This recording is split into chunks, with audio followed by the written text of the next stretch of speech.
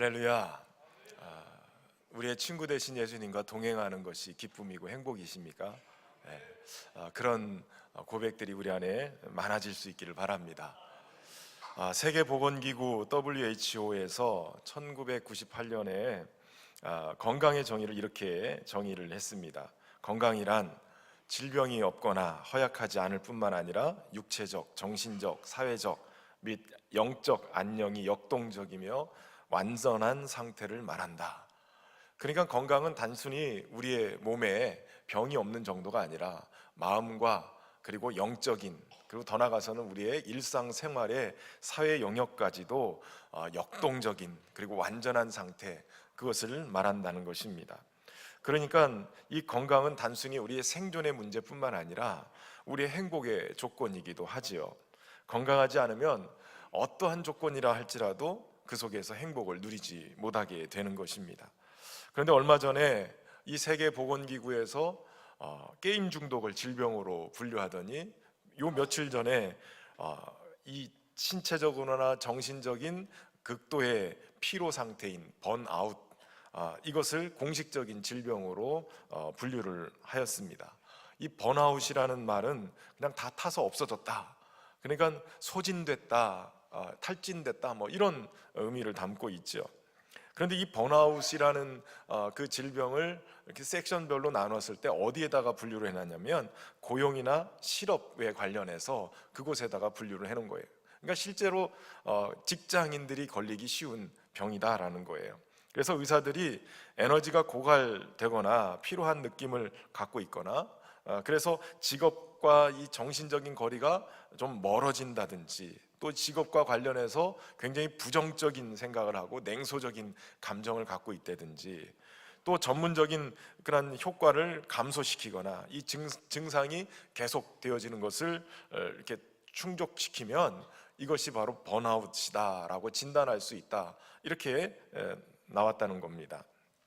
사실 오늘날 사회에서 가장 많이 논의되는 게 이 정신건강의 문제인데, 우리 시대에 이 정신질환으로 이 번아웃이 그동안 여겨지지 않았는데 이번에 이 번아웃이라는 것이 질병이다, 이렇게 딱 정의를 내렸다는 것이에요. 사실 치열한 경쟁 상황이 일상이 된 이 현대사회를 살아가는 우리에게 있어서 뒤처지지 않기 위해서 나름대로 무한 질주를 해야 되는 것, 그래서 계속되는 야근이나 과중한 업무, 주말에도 제대로 쉬지 못하고, 그래서 일을 붙잡고 있고, 심지어는 인터넷이나 스마트폰이 항상 우리에게 연결이 돼 있어서 일이 끊이지 않는 그러한 세상에 살고 있습니다. 그래서 어떻게 보면 그 일에 치여서 피로감이 더해지고 문제가 생기는 상황이 벌어진다는 거예요. 심지어는 일이 손에서 떨어지면, 일이 손에 있지 않으면, 그러면 마치 죄의식을 느끼고 이런 일 중독에 빠져버린 번아웃의 상태도 나타난다는 거예요.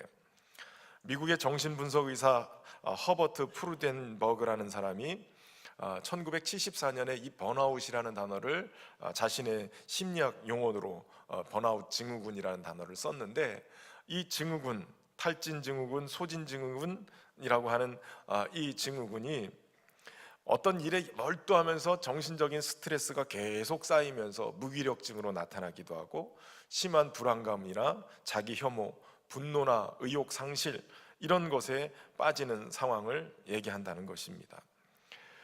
어떤 일에 성과를 내기 위해서 강박관념에 시달려서 계속 일을 하다가 어느 순간인가 의욕이 사라지고 무기력한 상태가 계속된다는 거예요. 무능력한 이 무기력감이 느껴지면 머리로는 일해야 돼, 행동해야 돼 하면서도 실제로 몸이 따라주지 않고, 만성 피로에 시달리면서 처음에 가졌던 열정이 사라지고 의욕도 사라지고 동기부여도 안 되고, 그래서 주변 사람들과 논쟁이나 갈등에 자주 휩싸이게 되고 성취감도 떨어진다는 거예요. 그러면서 가족들과의 대화도 줄어들고 퇴근 후에도 일만 생각한다든지 하는 증상이 나타나면서 오랫동안 서서히 탈진이 되면서 그 심각성을 정확하게 알지 못하고 그냥 그렇게 탈진되는 상황이 벌어진다는 것입니다. 이런 번아웃으로 스트레스가 지속적으로 받아지면 폭음을 한다든지 폭식을 한다든지 과도한 카페인을 섭취를 한다든지 흡연이나 이런 것에 습관적으로 중독되어지고 일시적으로는 해소가 되지만 이게 어느 순간인가 심하게 쾌락에 중독되어지는 상태까지 가게 된다는 것입니다. 그래서 사실 이것이 그 WHO에서 섹션이 이렇게 분류가 돼서 주로 직장인들이 걸리는 것이다 이렇게 생각하는데, 최근에는 가정주부나 자영업자나 학생들까지도 이 번아웃 증후군에 시달리는 것을 보게 된다는 것이에요. 끊임없이 남들과 비교되는 세상 속에 살다 보니 자신의 존재에 대한 이 기대와 이런 것에 미치지 못하는 것 때문에 계속 열심히 일만 하다가 동기부여도 되지 않고 무능력하게 무기력하게 넘어지는 그러한 모습, 불안과 좌절로 끊임없이 자신을 채찍질하다가 결국은 완전히 번아웃되는, 소진되는 상황이 벌어진다는 것입니다.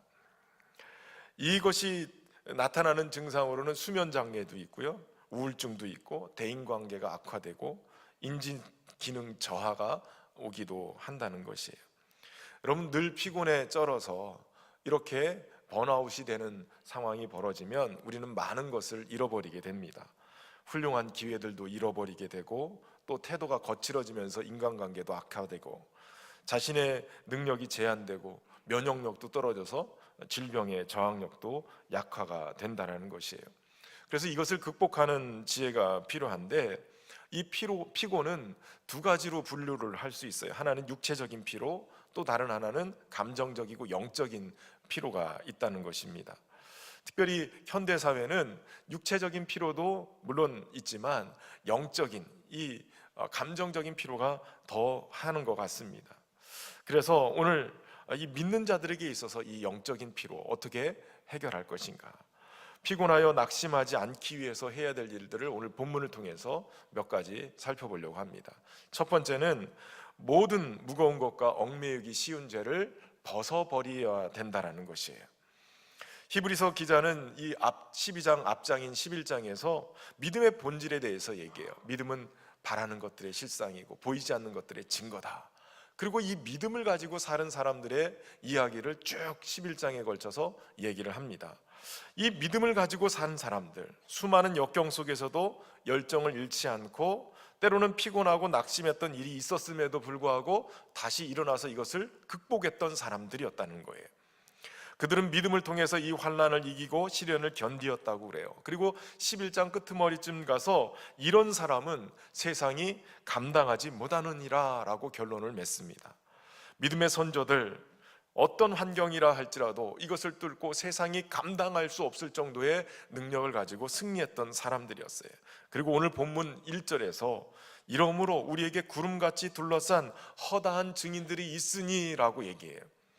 이 말은 한마디로 우리가 당하는 어려움, 우리만 겪는 것이 아니라는 거예요. 우리가 겪고 있는 이 고난, 우리만 겪고 있는 것이 아니라는 거예요. 도리어 이것을 극복한 믿음의 사람들, 허다한 증인들이, 구름같이 둘러싼 증인들이 많다라고 얘기하고 있어요. 그러면서 오늘 본문은 그들이 이 믿음의 싸움을 어떻게 싸웠느냐, 바로 인내로서 우리 앞에 당한 경주를 경주했다라는 것이에요. 여러분, 우리의 삶은 경주와 같습니다. 단거리 경주가 아니라 장거리 경주입니다. 마라톤이죠.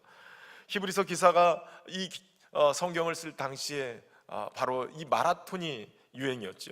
체육 행사를 하면 마라톤이 항상 있었어요. 그래서 마라톤과 같이 우리의 믿음의 여정을 경주하는 것이다라고 비교하고 있는 것입니다. 이 믿음의 경주를 하면서 피곤하여 낙심하지 않기 위해서 우선 해야 될 일이 있어요. 그것이 바로 무거운 것과 얽매이기 쉬운 죄를 벗어버리라는 것이에요. 여러분, 운동선수, 특히 마라톤을 뛰는 선수들을 본 적이 있습니까? 올림픽에서 뛰는 선수들은 더할 나위 없이 최고의 이러한 기능성 원단을 사용해서 최고의 실력을 낼 수 있는 그러한 신발을 신고 그렇게 가벼운 소재로 만들어서 뛰게 되어집니다. 최적화된 그러한 소재로 옷을 만드는데, 저는 제가 축구를 좋아해서 축구 유니폼만 집에 한 10벌 정도 있거든요. 근데 반팔에 반바지에 뭐 이런 유니폼을 입지만 축구 유니폼보다도 더 짧은 유니폼이 보니까 마라톤 할 때 입는 옷이더라고요. 거의 핫팬츠에 런닝 정도 되고 그냥 최고의 가벼운 신발을 신고 뛰게 되는 거예요. 왜 그렇게 뛰는 것이죠? 거치장스럽지 않고. 그럼 마라톤 뛰는 사람이 모피 코트를 탁 입고 뛰는 사람이 있나요? 그렇지 않거든요. 최고의 실력을 내기 위해서, 그리고 힘들지 않기 위해서 옷을 적게 드리고 가벼운 신발을 신고 경기력 향상을 위해서 최소한의 것을 만들어 입게 되어지는 것입니다. 얼마 전에 방영됐던 스페인 하숙이라는 프로그램이 있었습니다. 스페인 산티아고 순례길에 30일 정도, 40일 정도를 걸어서 그 순례길을 이동하는 것인데, 그 중간중간에 하루 지나면서 숙박을 하는 숙박업을 연예인들이 가서 스페인 하숙이라고 이렇게 하숙집을 차려놓고 운영하는 거예요. 그런데 하루는 제가 이렇게 보니까 그 스페인 하숙에 들른 사람들이 가방을 내려놓고 침구를 정리하고 옷을 빨기도 하고 샤워도 하기도 하고, 그리고 나서 저녁을 먹으면서 서로 담소를 나누는데 이런 얘기를 하는 거예요. 처음 순례길에 참여한 사람들은 이것저것 많이 짐을 챙긴다는 거예요. 그래서 가방 안에 혹시라도 추울까봐 두꺼운 옷도 넣고 신발도 몇 벌 준비해 놓고, 그러면서 이것저것 많이 싸들고 출발을 한다는 거예요. 그런데 하루에 몇십 킬로씩 걷고 며칠을 걷기 시작하면 어느 순간부터인가 이게 다 무거운 짐이 된다는 걸 알았다는 거예요. 그래서 걸으면 걸을수록 쓸데없는 짐들, 필요 없는 짐들, 나를 무겁게 하는 소용없는 짐들은 다 버리게 되더라는 거예요. 이것이 가방뿐만 아니라 걸으면서 내 삶 속에 정리되어야 될 삶의 영역들까지도 버려지게 되더라는 거예요. 여러분, 믿음의 경주도 마찬가지예요. 우리는 경주자이기 때문에 벗어야 할 것은 벗어야 돼요. 필요 없는 것은 버릴 수 있어야 돼요. 이 벗어야 될 것 가운데 두 가지, 하나는 무거운 것이고 하나는 얽매이기 쉬운 죄지요. 무거운 것을 벗어버릴 수 있어야 돼요. 독일 카를루스의 대학 그 교수로 지내시는 한병철 박사가 현대인이 필요한 이유를 피로사회라는 책에서 너는 할 수 있어 이렇게 외치면서 과도한 자기 확신, 이 긍정성 때문에 스스로가 죽을 때까지 일한다는 거예요. 스스로를 착취한다는 거예요. 그래서 스스로가 가해자이고 피해자이기도 하다는 것입니다. 스위스 제네바의 내과 의사인 정신과 의학사였던 폴 투누이니의 박사도 그의 책 현대인의 피로와 휴식에서 우리들 대부분을 피곤하게 만드는 원인이 있다면 그것은 일상적인 일이라기보다 다른 사람들의 행동이 우리에게 미치는 영향 때문이다, 이렇게 얘기했어요. 자기 스스로도 무거운 짐을 짊어지고 힘들게 살지만 누군가가 나에게 계속 짊어지게 하고 어렵게 하는 그러한 일들이 영향을 주었다는 거예요. 특히 믿는 사람들에게 이 고든 맥도날드 목사님의 영적인 열정을 회복하라는 책에서는 우리 인생이, 믿음의 인생이 피로하고 원망과 낙담이 찾아오는 이유가 뭐냐?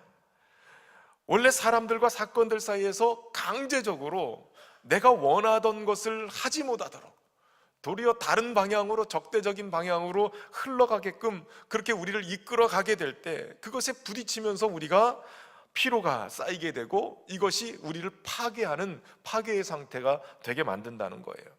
꿈을 가지고 있었으나 꿈이 깨지는 순간 우리의 영혼에 엄청난 상처를 남기게 되고, 개인적인 패배가 계속 축적되면서 어느 순간인가 피곤이 몰려오고 여기에서 더 나가면서 겁먹은 상태가 되어지고 우리의 영혼이 아예 열정에 눌려서 찌그러져 버린, 그런 찌그러져 버린 상태까지 되어진다는 거예요. 그렇게 되어지면 피곤이 몰려오고 낙담하게 되어지고 문제가 심각해진다는 것이에요. 여러분, 이러한 삶에 지쳐있고 또 우리의 인생의 무게로 인하여서 피곤하고 힘들어 계십니까? 오늘 예수님께서 우리에게 이렇게 초청하십니다. 수고하고 무거운 짐진 자들아 다 내게로 오라. 내가 너희를 쉬게 하리라. 내가 너희를 쉬게 하리라. 여기까지 하면 안 된다고 그랬죠. 지난주에 말씀드린 것처럼 나는 마음이 온유하고 겸손하니 나의 멍에를 메고 내게 배우라. 그리하면 너의 마음이 쉼을 얻으리니 이는 내 멍에는 쉽고 내 짐은 가벼움이라 하시니라. 여러분, 가만히 생각해 보면 우리를 쉬게 하시는 주님이 그 쉼의 방법을 주님에게로부터 배울 것을 말씀하는 거예요. 주님으로부터 무엇을 배우느냐? 주님의 멍에를 메고 배우라고 하셨는데, 이 멍에가 뭐냐? 마음이 온유하고 겸손한 그 주님의 멍에를 매라는 거예요. 한마디로 얘기하면 마음이 온유하고 겸손한 것이 무거운 짐을 내려놓고, 수고하고 무거운 짐을 내려놓고 쉼을 얻게 하는 비결이라는 것이에요. 주님의 온유와 겸손, 그것은 강하고 넉넉한 자아상에서부터 출발합니다. 하나님과의 관계 안에서 온전한 관계가 형성됐을 때 우리에게 주어지는 것이 바로 온유와 겸손이에요. 관용을 베풀고 여유로워지고 다른 사람을 배려할 수 있는 넉넉함이 그 안에 있게 되어지고, 만족과 행복이 그 안에 있게 되어지는 것입니다. 실제로 예수님은 이 땅에서 사역하시면서 어떤 환경과 대적자들로부터도, 그들의 공격 속에서도 이 마음을 유지하셨어요. 그래서 수고하고 무거운 짐으로부터 자유했고요, 쉼을 얻을 수 있었어요. 그래서 주님은 이 온유와 겸손, 이것을 짊어지고 주님께 배우라고 말씀하시는 거예요. 그런데 여러분, 온유와 겸손은 바로 성령의 열매이기도 합니다. 갈라디아서 5장 22절 23절에 오직 성령의 열매는 사랑과 희락과 화평과 오래 참음과 자비와 양성과 충성과 온유와 절제니 이 같은 것을 금지할 법이 없느니라 그랬어요. 그러니까 우리 안에 보내주신 성령님이 충만함으로 우리가 주님과 함께 동행하기 시작하면 성령이 주님을 배우게 만들어요. 그리고 주님의 성품이 우리 안에 머물게 만들고, 그 온유와 겸손으로 어떠한 수고와 무거운 짐을 내려놓고 주님처럼 쉼을 얻고 안식을 얻을 수 있는 힘을 갖게 만든다는 것이에요. 여러분, 성령 충만하고 주님과 동행하는 은혜가 있기를 바랍니다. 그래서 그분 안에 거하심으로 주님이 누리신 그 쉼을 얻는 은혜가 있기를 주의 이름으로 축원합니다. 두 번째, 벗어야 될 것이 바로 얽매이기 쉬운 죄인데요, 이 얽매이기 쉬운 죄, 말 그대로 죄의 속성을 그대로 알려주는 거예요. 죄는 바로 우리를 얽매이기 쉬운 것이라는 거예요. 죄는 죄를 낳게 되고, 죄가 계속 우리를 죄 가운데로 이끌어 간다는 것이에요. 바늘도둑이 소득된다는 말이 있죠. 그만큼 작은 죄를 졌는데 이 죄가 점점 덩어리가 커져서 큰 죄인이 된다는 거예요. 죄는 우리를 점점 우리의 삶을 얽매여서 죄의 노예가 되게 만들고, 그렇게 우리를 휘두르게 되어집니다. 무엇보다도 죄가 무서운 것은 바로 우리에게 생명을 주시고 우리에게 구원을 주시고 평안과 안식을 주시는 하나님으로부터 우리를 단절시켜 놓는 거예요. 그래서 우리를 주님의 생명과 다스림 속으로부터 단절을 시켜놔서, 분리를 시켜서 죄의식과 죄책감으로 우리를 올가매고 우리를 죄의 노예로 끌고 가게 되는 것이에요. 그러므로 얽매이기 쉬운 죄를 벗어버리라는 말씀은 우리 안에 회개를 통해서 깨끗한 양심을 가지고 하나님과 관계를 올바르게 할 것을 말씀해 주고 있는 거예요. 죄책감은 언제나 감정적인 에너지를 악화시키고 우리를 피곤하여 낙심하게 만드는 거예요. 그래서 하나님께 돌아와서 용서를 구하는, 회개하는 일이 우리 안에 필요하다는 것입니다. 요한일서 1장 9절에 보면, 만일 우리가 우리 죄를 자백하면 그는 미쁘시고 의로우사 우리 죄를 사하시며 우리를 모든 불의에서 깨끗하게 하실 것이요 라고 말씀하세요. 예수님은 십자가 위에서 이미 우리의 죄값을 다 치르셨어요. 그렇기 때문에 우리가 하나님 앞에 나와서 우리의 죄를 자백하면 주님이 치르신 죄값으로 인해서 용서해 주시게 되어 있어요. 그 은혜를 우리가 누릴 수 있게 되는 것이에요. 얼마든지 100번이든 1000번이든 어떤 10,000번이든 간에 주님의 보좌 앞에 와서 우리의 죄를 용서 구하면, 자백하면 우리를 사하실 뿐만 아니라 모든 불의에서 깨끗하게 하시는 은혜를 베풀어 주세요. 불의한 세계에서 살면서 오염되지 않을 수는 없지만, 그러나 날마다 주님의 보혈 앞에 나가서 주님의 은혜를 입으면 깨끗하게 되고 모든 불의에서 우리를 건져 주실 줄로 믿습니다. 날마다 주님의 보혈을 의지하면서 벗어나는 은혜 있기를 주의 이름으로 축원합니다. 두 번째는 바로 피곤하여 낙심하지 않기 위해서 해야 될 일, 두 번째는 믿음의 주여 또 온전케 하시는 이인 예수님을 바라보라 라고 말씀하세요. 사실 번아웃을 예방하거나 치유하기 위해서 먼저는 내가 번아웃 상태가 됐다는 것을 인정하는 것이 필요하대요. 실현 가능한 목표를 세워놓고, 그리고 현재 하는 일을 줄이면서 그 마음의 여유를 갖고 그 일들을 하는 게 필요하답니다. 사실 오랜 기간 동안에 서서히 무너져 내렸기 때문에 단시간에 이게 회복되지는 않아요. 그것을 알고 내 내면의 상태를 주의 깊게 보고 그 마음의 깊은 곳에 어떤 문제가 있는지를 돌아보는 일이 필요하다고 합니다. 일에 대한 집착을 버리고 지금 하고 있는 일이 즐거운 일인지, 내게 맞는 일인지, 감정적으로 예전보다 흥분하고 있지 않는지, 신체적인 증상이 있지 않는지, 잠은 잘 자는지, 몸의 상태도 파악하는 것이 필요하다는 거예요. 남들과 비교하는 습관이나 남들의 시선을 의식하고 반응하는 일, 또 시기와 질투, 원망하고 불평하는 이런 자기 혐오적인 일들 하고 있지 않는지, 이것들을 점검하는 것들이 필요하다는 거예요. 그래서 자신이 좋아하고 즐거워하는 취미 생활을 한다든지, 여행을 한다든지, 운동을 한다든지, 그래서 스트레스를 풀어주는 것이 필요하다는 거예요. 굉장히 이 말도 일리가 있고 필요한 방법이기도 해요. 그런데 믿는 자들에게 영적인 문제, 이 문제를 해결하기 위해서 필요한 것이 있어요. 왜냐하면 이 말이 맞는 것도 같은데, 일을 줄여라 그러니까 우리 성도들 대부분의 어떤 분들은 이 번아웃 상태가 되어지면 일을 줄일 때 어떤 일을 줄이면 주의 일들을 줄여요. 교회에 섬기는 일들을 먼저 줄여요. 밖에 나가서 개 모임하고 뭔 일 하는 것들은 하나도 안 줄여요. 그리고 교회 일만 줄이는 거예요. 그래서 제가 그걸 보면서 깨닫는 것이 하나 있었어요. 그것이 뭐냐면 사실 근본적인 영적인 문제를 해결하지 않은 채 밖의 일들을 정리해도 아무 소용이 없다는 거예요. 실제로 이 영적인 방법, 그것은 바로 우리의 믿음의 주요 또 온전케 하시는 이인 예수님을 바라보는 것이라고 얘기해요.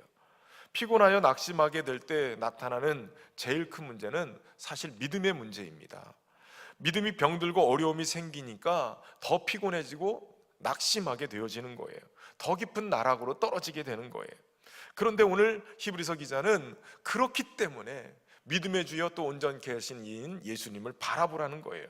예수님이 믿음의 창시자이고 우리의 믿음이 고장나고 병들면 고치실 수 있는, 온전케 하시는 분이시기 때문에 그렇다는 거예요. 그리고 바라보라는 말, 다시 믿음으로 다시 온전하게 세우기 위해서 의사가 되시고 온전케 하시는 예수님께 나오라는 말이기도 하는 것이에요. 왜 우리가 바라보고 구하여 그분의 은혜를 입게 되어지는지, 왜 바라보라고 하시는지 여러분 가만히 생각해 보면 바라보는 것 자체가 믿음이기 때문에 그래요. 믿음이 병들었을 때 처방은 믿음을 회복하는 것인데 바라보는 것 자체가 믿음인 것이에요. 민수기 21장에 보면 출애굽한 이스라엘 백성들이 광야의 길을 걷습니다. 광야니까 얼마나 힘들어요. 그런데 길이 험하고 더 어려워지니까 그들이 불평하고 원망하기 시작했어요. 그때 불뱀이 나와서 그들을 물게 되고 열이 막 들끓고 고통하면서 죽게 되니까 하나님 앞에 기도해요. 하나님 이거 어떻게 해결합니까? 그때 구리뱀을 만들어서 장대에 높이 달아라. 그것을 바라보면 살고 바라보지 않으면 죽는다. 그러면 이게 무슨 얘기예요? 장대에 구리뱀 달아서 높이 달아서 보면 산다. 이거는 믿음을 회복해야 된다는 얘기예요. 여러분 믿음이 병들면 똑같은 길인데도 원망하고 불평하는 일이 생겨요. 믿음이 병들기 시작하면 우리 안에 작은 시험에도 고통하고 그것 때문에 하나님으로부터 멀어지는 일들이 벌어진다는 거예요. 그런데 그런 일들을 다시 치유하고 회복하려면 믿음이 먼저 회복이 돼야 되는 거예요. 그래서 장대에 높이 단 구리뱀을 보면 산다. 그 얘기는 믿음이 회복되면 하나님이 너 치료해 주셔. 믿음이 회복되면 하나님이 너를 인도해 주셔. 이 말씀인 거예요. 저와 여러분의 믿음이 회복되기를 바랍니다. 바라보는 것 자체가 믿음의 출발점이에요. 믿음의 주여 온전케 하시는 예수님을 주목해서 바라보면 병들었던 우리의 믿음이, 어그러졌던 우리의 믿음이 다시 회복되어져서 주님의 은혜로 충전되어지게 될 줄로 믿습니다. 태양광 에너지 산업이 요즘 많이 뜨게 되는데 그 태양광 에너지 산업의 중요한 것이 패널이 있잖아요. 패널에 이렇게 여기저기 가다 보면 뭐 산이고 들이고 여기저기에 막 패널들, 태양광 패널들을 많이 만들어 놨지요. 그런데 그 패널을 그냥 두면요 효율이 떨어져요. 가끔가다 먼지가 잔뜩 묻어 있으면 태양광을 받아도 효과가 별로 없는 거예요. 그렇기 때문에 죄를 씻어내듯이 우리의 양심을 씻어내고, 그리고 이 태양광이 제대로 들을 수 있도록 만들어주는 게 필요합니다. 그런데 이 패널에 특허를 낸 기업체가 있더라고요. 진천에 있는 한 업체인데, 해바라기가 태양을 따라서 계속 이 머리가 움직이는 것처럼 태양광 에너지를 받는 이 패널이 계속 태양을 향해서 움직이게끔 만들어 놓은 거예요. 여러분, 우리의 신앙도 그래야 되는 거예요. 순간순간 어쩌다 한번 주님을 바라보는 게 아니라 매 순간 주님을 놓치지 않도록 우리의 신앙이 주님을 바라보는 거예요. 그래서 주님을 바라봄으로 인해서 그 힘을 얻고 어떠한 시험과 어려움들을 극복할 수 있는 힘을 얻게 되는 거예요. 주님을 바라보다가 환경을 바라보면 그 바람 소리에 놀라서 바다에 빠져들어갔던 베드로처럼 우리의 인생이 그렇게 피곤과 낙담에 빠져들어가게 되는 거예요. 여러분, 주님을 바라볼 수 있기를 주의 이름으로 축원합니다. 이 바라보는 것에 대해서 구약에서 잘 설명해 놓은 본문이 바로 이사야 40장 31절 말씀입니다. 오직 여호와를 앙망하는 자는 새 힘을 얻으리니 독수리가 날개치며 올라감 같을 것이요 다름질하여도 곤비하지 아니하겠고 걸어가도 피곤하지 아니하리로다. 새 힘을 얻고 피곤하지 않기 위해서 오직 여호와를 앙망하라는 것이에요. 앙망하라는 말 자체가 바라보라는 것이고 기대하라는 것이고 기다리라는 것이고 갈망하라는 것이에요. 그러니까 하나님만 바라보고 갈망하는 인생이 되어질 때, 그때 독수리 날개치며 올라갔던 새 힘을 얻고 다름질하여도 곤비치 않고 걸어가도 피곤치 않는 인생이 된다라는 것이에요. 그런데 이 앙망이라는 단어, 이 단어가 카바라는 단어인데 기대하고 기다리고 갈망하는 그런 뜻 말고도 함께 묶는다라는 뜻이 있어요.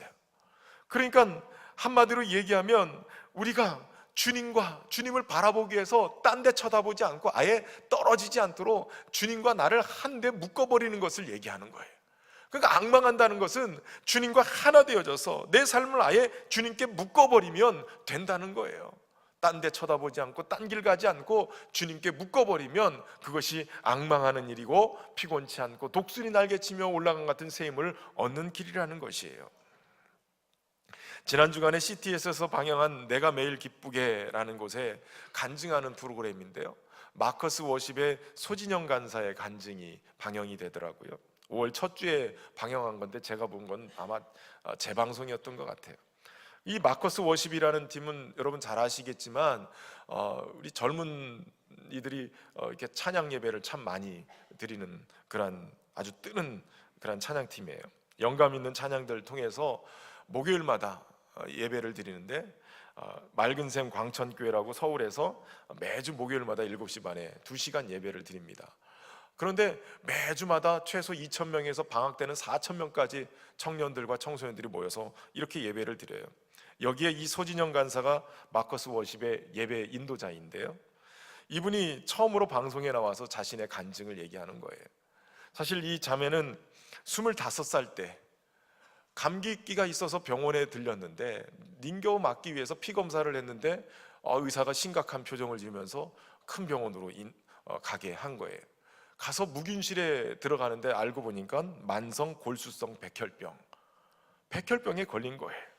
4대째 믿는 집안이었는데 아무런 걱정 없이 살았는데 이 딸이 백혈병에 덜컥 걸려버리니까 가정이 위기가 찾아온 거예요. 본인도 충격이었죠.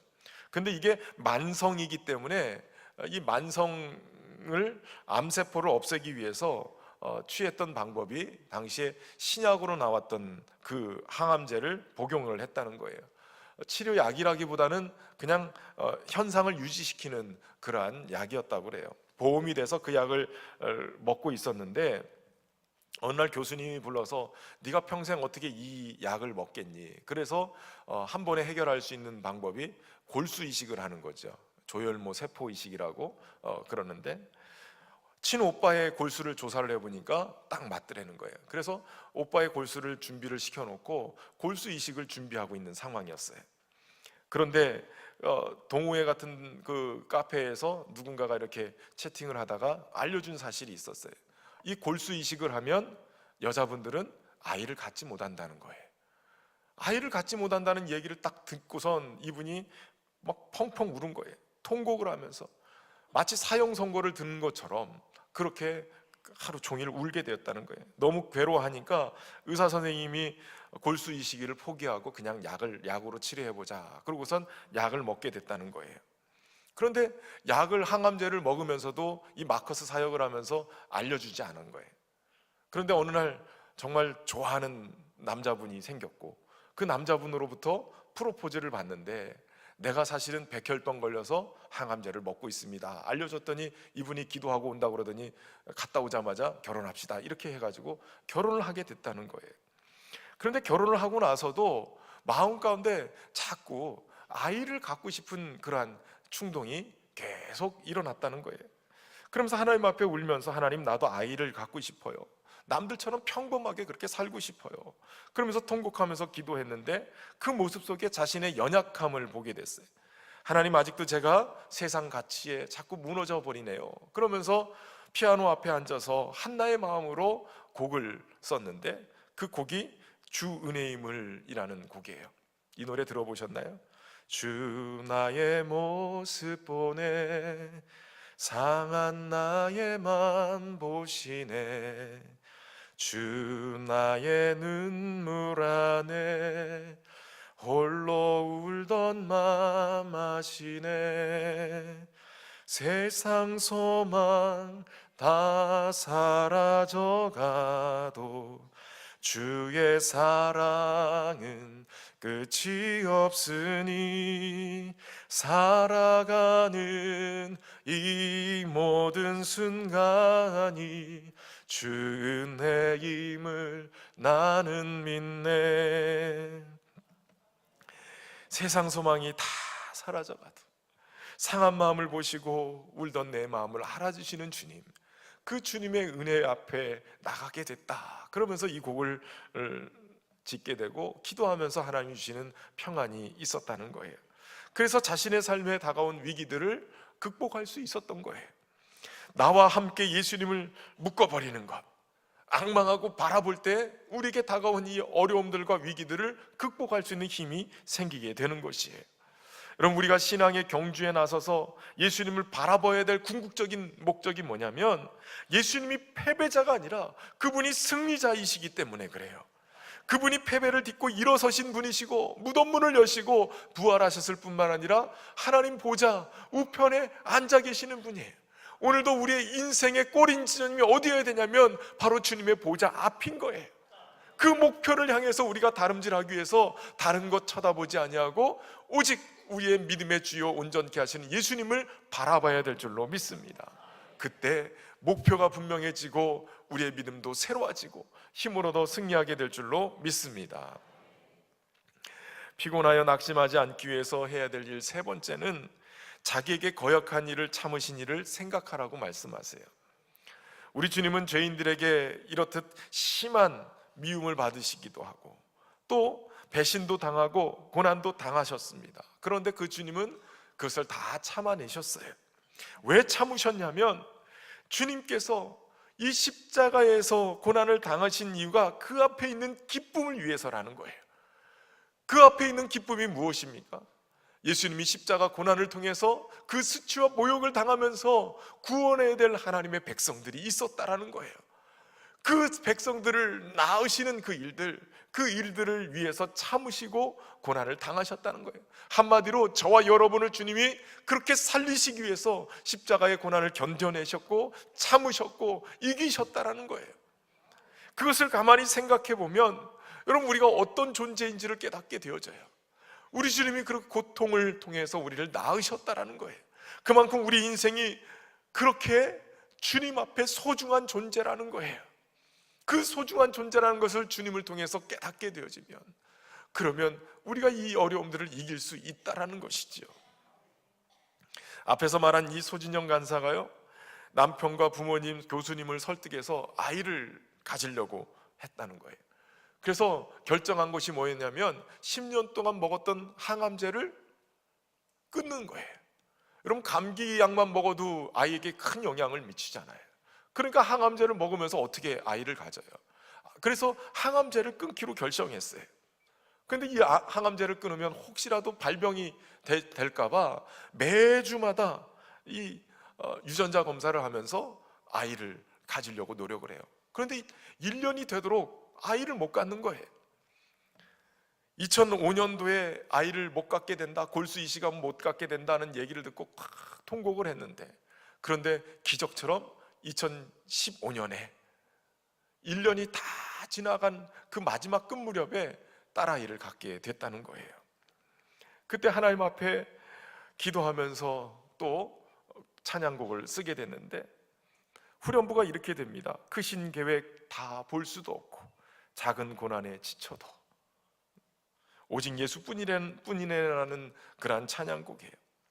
가만히 생각해 보면 10년 전에 통곡하고 울었는데 하나님은 10년 만에 아이를 갖게 하셨다라는 거예요.